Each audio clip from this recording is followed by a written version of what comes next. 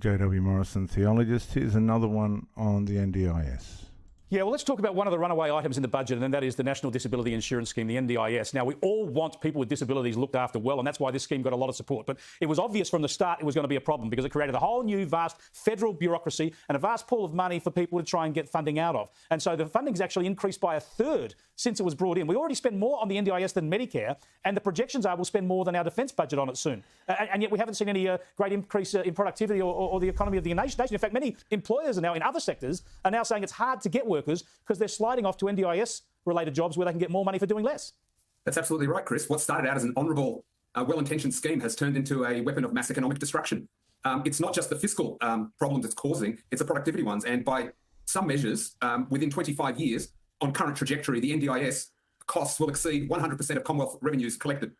I want to just put up on screen.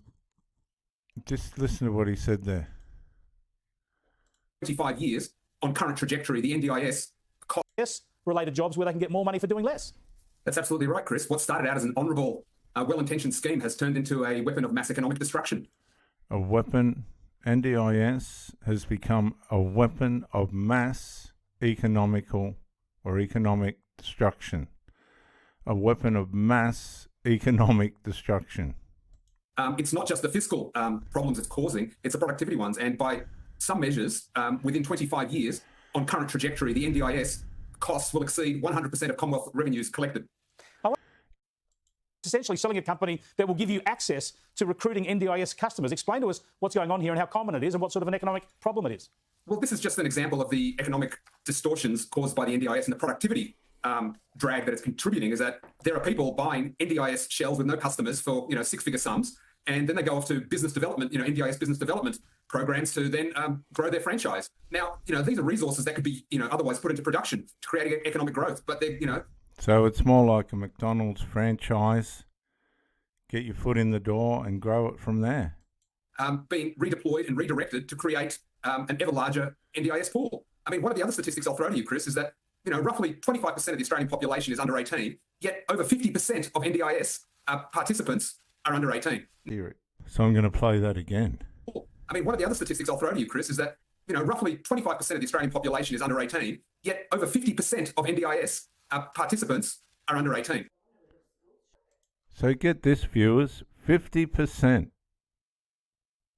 of NDIS people are under 18 and 25% of the whole population is under 18. So 25% of the population is under 18 and 50% of NDIS users are under 18.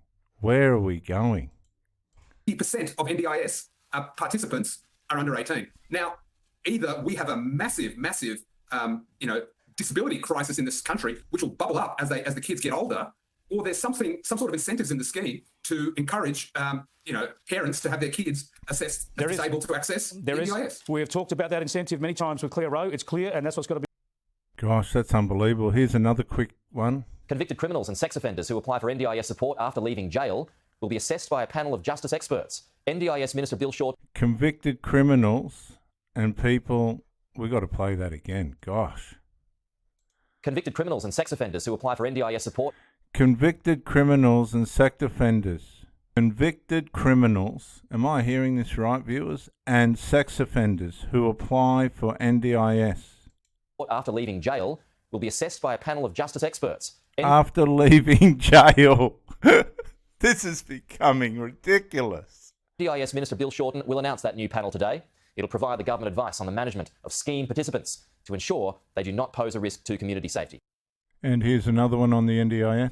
We're talking about winners for the coalition. I think there's probably an attitude at the moment that we'll let the government sort of go on all this NDIS stuff. We won't ride them too hard because we want them to wear what is going on in terms of all this rorting. I mean, pretty much every single day you have another report of rorting out of the NDIS. There was another one today, the Daily Telegraph, reporting that Dungeons and Dragons gaming nights and supposedly Lego-based therapies are some services that are being advertised on an online marketplace for NDIS participants to spend their taxpayer taxpayer funds on. And these pages reportedly have no official affiliation to the program. They're not officially registered, most of them, but they offer luxury accommodation, ski trips, excursions to the movies and all sorts of stuff like this covered by the NDIS. And we're talking about $160 an hour for quote-unquote Lego therapy, as if this couldn't get any worse. Lego therapy and game therapy. Come on, guys. Like, this has gotten to the point where this country, like in that last section, said it's going to be more than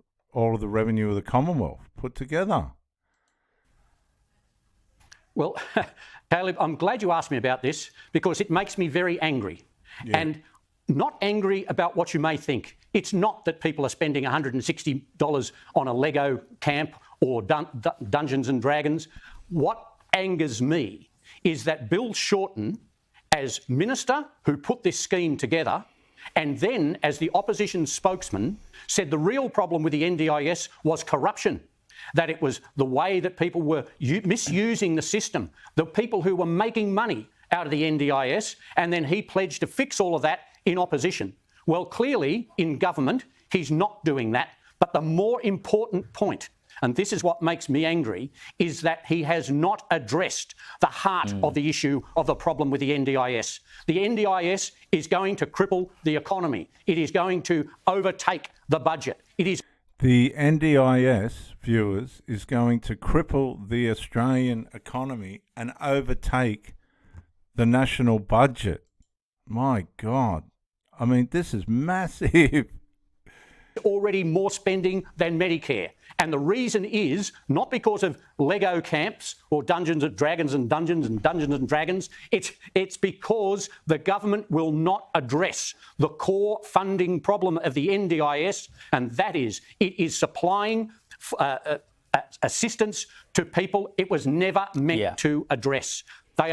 It is supplying assistance to people that it was never meant to address. Pouring billions into giving people support that were never intended to have the support. Of course, it is too hard a decision to say, oh, you're getting this support, but we're going to take it off you to make the real changes to the NDIS. And so what we're seeing is Bill Shorten being bitten on the bum by his own corruption allegations about the NDIS and not addressing the real problem. There, I feel better now.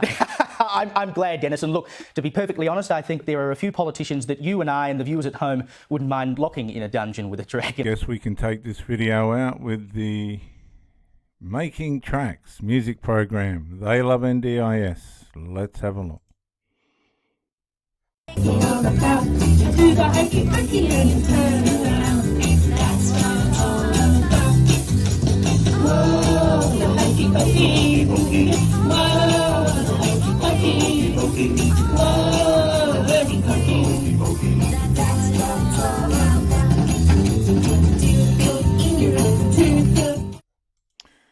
Well, I guess that's one way of helping people that are on NDIS. I'll see you on the next one, guys.